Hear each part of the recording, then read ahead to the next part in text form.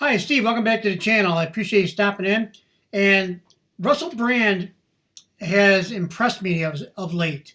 I can't say that I was ever really a fan of his back before, but before I gotta say back when he was, I guess, more self-admittedly more liberal and left, he, for whatever reason, didn't catch my attention. But he's caught it now, and I'll tell you why.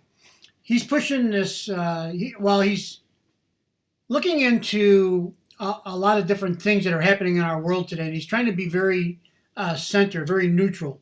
And what I mean by that is he's bringing to the table both, I guess, pros and cons, a left side, right side. For example, when he's looking at politics, he doesn't just look at what, say, President Trump did. He looks at what Joe Biden is doing and what President Trump did, or vice versa. And he looks at the Democrats and Republicans, the right and the left. He's trying to, you know what he's trying to do? He's trying to do what I've always thought you always should do in every situation.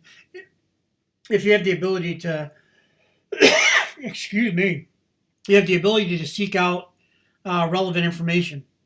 And that is, you got to get both sides, because there's an old saying, the truth lies in the middle, and that's so true. I heard one time a lawyer tell me one time the perfect negotiation is when both sides leave the table and think the other guy got the best deal. So, that's the way things tend to work in life. We don't see, when you're looking at something, if I'm looking at it from this direction and you're looking at it from this direction, we're looking at the exact same thing from two different perspectives. We're seeing different things, and we are convinced that what we see is the only thing, right? But there isn't. There's another side. There's this side and there's this side. When you both look at it, then you maybe can describe to anybody that's interested what the middle looks like, okay? Or at least you can tell this side, and the person in the middle, which happens to be me in this scenario, is able to determine from that information that this is what it is, okay? I don't know if that's kind of I don't know if that's a good analogy or not, but I think it's not too bad.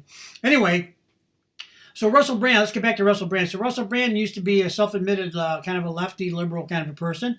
And I think he certainly looks that way to me, but looks aren't everything. And that didn't scare me away from checking him out lately, because I thought, hey, even me too. I mean, I think when I was younger, they always say that the young people are liberal and then the older people get conservative. I guess I'm an example of that, and I don't know when it happened or how it happened, but there's an eventual evolution. I'm 68 years old, so I've been around for a while. I was around during the hippie days and all that, and I've been around for a lot of things. So did I pay attention to politics and stuff like that back in those days? Not really. I was there. I graduated high school in 1973. That's when the Vietnam War ended. And if the war had not ended, I would have had to make a choice to be drafted for 2 years or to sign up for the service of my choice for 4 years. And what they had going on at that time was a birthday draft system. Believe it or not, you guys probably, nobody here, you probably never even heard of such a thing. I don't know how many years the birthday draft system was in effect, but they decided to do a birthday draft system where they drew from all the dates, every day of the calendar. They were drawing numbers that represented each day of the month for the whole year. So then they would decide how many people they would need to call in for service, and they draw enough numbers that they'd be able to fill with the quota what they needed. And sometimes the numbers weren't that high, but it's still like, if there's 365 days, so if your number comes up, and they used to draw the numbers ahead of time, then they used to do the drawing for who was going to be able to go serve. So if your number came up in the 200s, you were safe. You weren't going. You weren't getting called anyway. I mean, you could go volunteer, but drafted was the term, not called. And if your number was number 3, number 4, yeah, you're definitely going. So I don't know where they stopped at. I can't remember what the highest number that they drew was, but it was, and that's of course just eligible. People are eligible by age to participate. And I think that back at that time, I think that women in the military were not as common as they are now, and there was limited roles for them in the military. So I'm not sure how they even came into the equation, but because I'm not a woman, so it didn't really affect me. And I think I didn't know any women that were in the military or went to the military. But anyway, let me get on back onto how do I get sidetracked? I don't know. So anyway, so I was telling the story about how I was young and all the other kind of stuff, and some of the other things, which I could tell those stories all day long.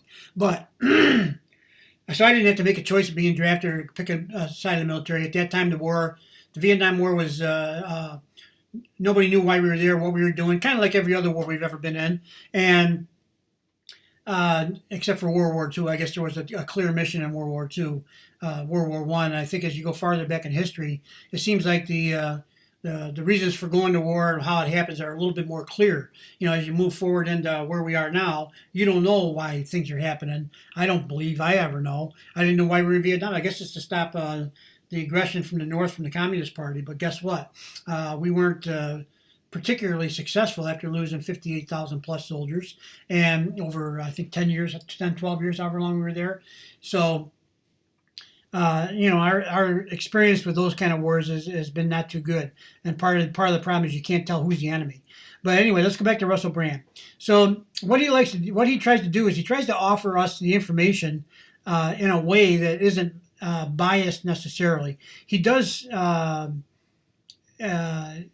criticize and or lay out in certain ways the information that you could perceive as biased if you were only getting one side. But because you're getting both sides, now you can look at it and say, you know, because he just had one today I was watching where he was talking about all the war crimes committed by our people and how we don't encourage other people to try their leaders and such for war crimes, because if that opens up the floodgates for everybody to be tried for war crimes, and we're as guilty as everybody else. Probably, according to Russell Brand, and I believe I'm more guilty than everybody else. We're always sticking our nose in everybody's business where it doesn't belong. Most of it has to do with economics and or what Ronald Reagan called it, Eisenhower called it that. The military industrial complex, right? That's all the businesses that are that make billions and billions of dollars in profits off the military and military equipment and military resources and you name it, right? That's a big item. So anyway, back to Russell Brand. So what do I like about Russell Brand? He gives both sides. Everybody should seek both sides before making a final calculation in their mind or a decision on what they think would be a good course of action. And I've always thought that. And then when I've been involved in any kind of conflict, I try to seek out both sides. It's not, if I'm involved, it's not just me. The other person may have a reason that is just as legitimate as my reason is, or pretty close, but their perspective is different. Maybe I can't appreciate that until I hear a little bit more. Or maybe I need to be more introspective and understand that they probably do have a position, and it probably to them is not unreasonable or overly harsh. And then I got to look at myself and say, hey, maybe I'm the guy. Maybe I'm the one that's really unreasonable here. And that's another thing that I like about Russell Brand, reasonableness. He tries to present this in a way that's reasonable. And sure, he's doing a show. He's trying to get people to watch his show and all that. So he's got to be a little bit entertaining as he goes along. And I understand that. And he does that pretty well, actually. I kind of like his show. And but the main thing is the truth. Sometimes the truth is hard to come by. And sometimes the truth is each person has their own truth. What they see and what they believe is what they think is the truth. However, there's somebody standing around the corner seeing almost the same thing, but not quite, and they think they saw it a little bit differently, and they did, and that's the truth. And it is for them because that's what they saw, right? So sometimes it's good to keep that in mind, and that's what I like about Russell Brand. So I did a little short earlier today, and I had, I'm a small channel. I'm just getting started, and it had like 150 views in about a couple hours. And that's pretty good, actually, for the kind of stuff I do. I know the big guys get 1 million views in 15 minutes, but that's not me.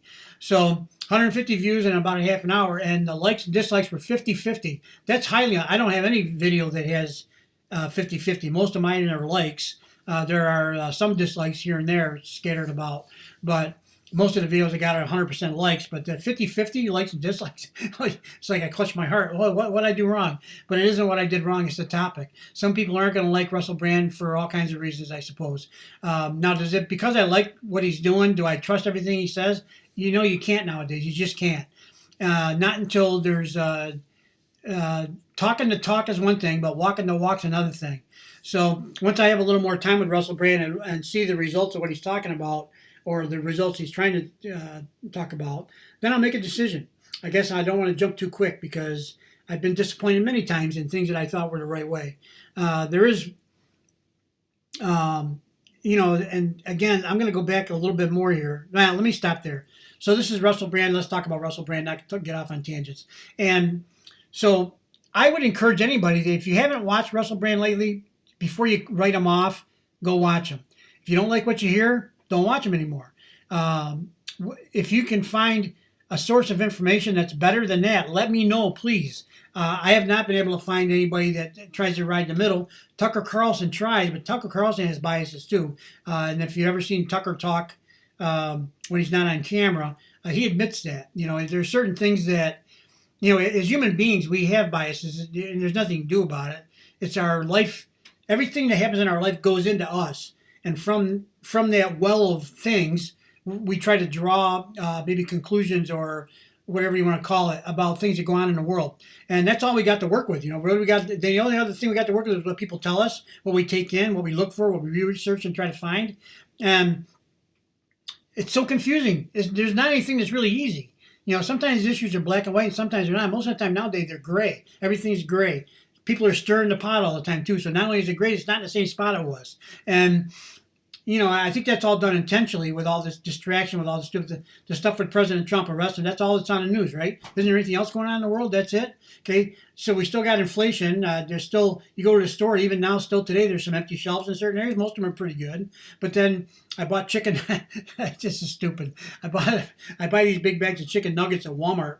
And they went up in price, I think, like $2 or $3, and they're smaller. And I think there's less in there, but I don't know for a fact. So, and so they whack you. It's not just the price of the chicken nuggets. You got to make sure you're getting the right number of ounces. And so it's how much per, I guess, ounce or whatever. And then what size are they? And I just find it weird that not only the price is going up, but the quantities are going down at the same time. So you're basically getting a double whammy. You actually get way less for your buck.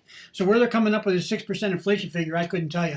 I also noticed at the gas station today, the gas went up 20 cents a gallon. I'm not sure what that happened there. I'm assuming that a camel over there in the Middle East tripped over a stump, and then that makes the gas go up over here right away, same day or maybe even sometime sooner if they know what's going to happen. So there's all that. So I can quit talking now. It's been long enough. I'm sorry to take up your time. If there's anything there that I said that was helpful, informative, or not, please feel free to respond any way that you would like, including leaving the channel. Go look at cat videos or whatever else interests you. And I wish you a good day. I love you. You're my brother in peace, and brother and sister. And it doesn't matter if we agree or disagree. We're all the humans. We're a human race, and we got to live on this planet together. There's no reason why we can't try to get along and at least work for the common good in some way. And that would be treating each other reasonably well if we have the ability to do so. So that's it. I'll quit talking. I'm all done. Thank you very much for your time. Thank you.